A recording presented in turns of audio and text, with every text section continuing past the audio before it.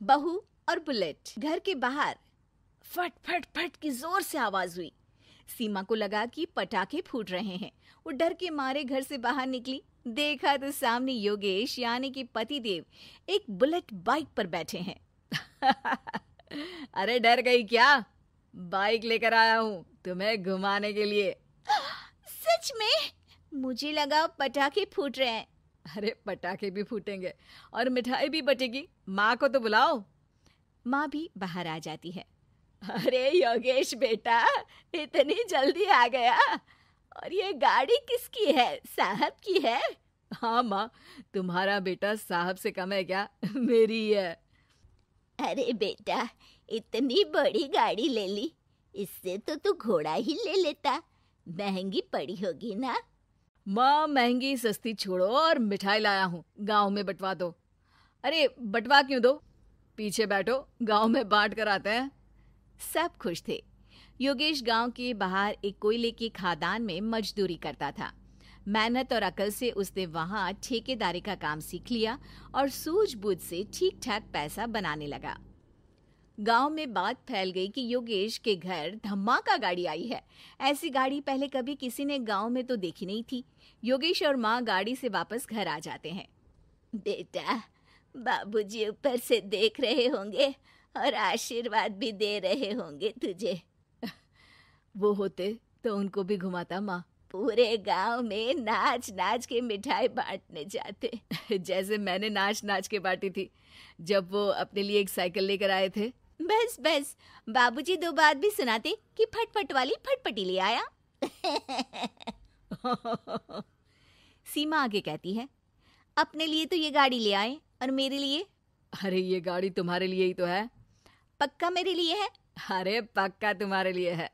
अगली सुबह जब योगेश सो रहा होता है तो उसे बाहर से गाड़ी की आवाज आती है। वो घबराकर चिल्लाता है, चोर चोर, मेरी गाड़ी ले जा रहा है, चोर चोर। माँ भी जागती है और योगेश के साथ दरवाजे की तरफ भागती है। जैसे ही दोनों बाहर निकलते हैं तो देखते हैं कि सीमा गाड़ी चला रही है। अरे बहू, नाक कटवाओगी क्या? ये क्या कर रही हो? अरे गिर जाओगी, ये क्या कर रही हो तुम? सीमा गाड़ी को रोक कर कहती है, सारे गांव में घुमा लाई, कहीं नहीं गिरी। क्या? सारे गांव में घुमा लाई? अरे लोग क्या कहेंगे बहू? सोचा क्या एक बार? यही कहेंगे कि कितनी अच्छी गाड़ी है। अरे तुम्हारे बारे में। हाँ, कहेंगे ना कि देखो कितनी अच्छी गाड़ी पर बैठी है।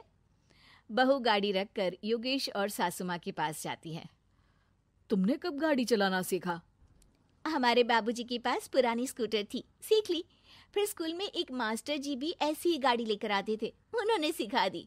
हाँ, स्कूल के मास्टर आजकल यही सब तो सिखा रहे हैं। पढ़ाई का कुछ सिखाते तो कुछ भला होता। अरे बहू, अब गाड़ी मत चलाना। हमारे परिवार में कभी किसी औरत ने पीछे से आगे की सीट पे आने की हिम्मत नहीं की है। तुम भी मत करना, समझी? जी समझ गई माँ जी। सीमा सास की बात सुनकर चुपचाप रसोई में जाकर उदास होकर खाना पकाने लगती है। सास सुबह सुबह मंदिर से पूजा करके लौट रही होती है। तभी उसे दो औरतें रोक लेती हैं और कहती हैं, अरे बहू को थोड़े अच्छे लक्षण भी सिखा दो। गाड़ी चलाने निकली थी, गांव की मर्यादा का कोई ख्याल नहीं है। वही तो। अरे पैसे आने लगे हैं तो क्या मतलब कि किसी रीति रिवाज को नहीं मानोगे?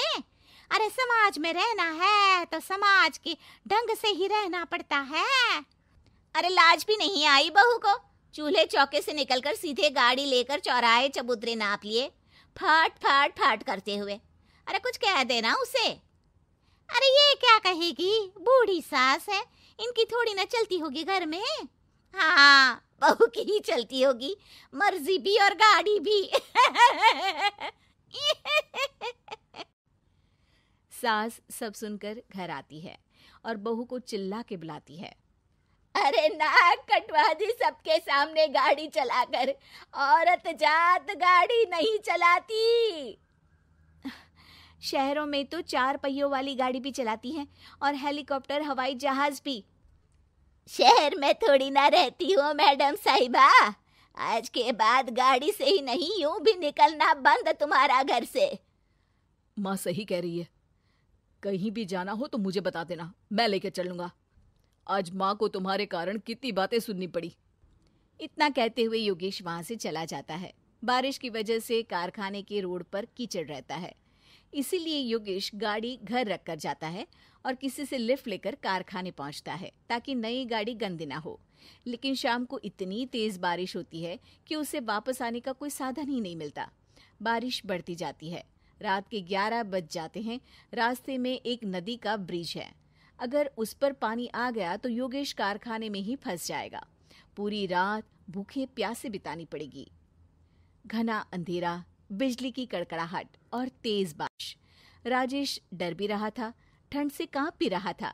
तभी उसे रोड से आती हुई एक रोशनी दिखती है। वो देखता है कि उसके सामने एक बाइक आकर खड़ी हुई है। वो ऊपर वाले को धन्यवाद देकर उस बाइक वाले आदमी की तरफ बढ़ता है, पर पास जाकर देखता है तो भौचक्का रह जाता है। सीमा, तुम यहाँ इतनी बारिश में गाड़ी पर? पहले बैठो तो, नदी ब्रिज पे आ जाएगी तो जाना मुश्किल हो जाएगा। योगेश गाड़ी के पीछे बैठता है। सीमा गाड़ी चला रही है। मैंने तो तुमको पहचाना ही नहीं। गाड़ी की आवाज तो पहचानी होगी ना। अरे पर मुझे नहीं पता था कि तुम आओगी। अच्छा किया कि तुम आ गई। माँ नहीं आने दे रही थी, पर हमेशा पति पत्नी की रक्षा थोड़ी ना करेगा, पत्नी को भी तो करनी चाहिए। योगेश को सुबह अपने किए पर पछतावा होता है। उसकी आंख में आंसू आ गए जो बारिश की बूंदों में बह गए थे।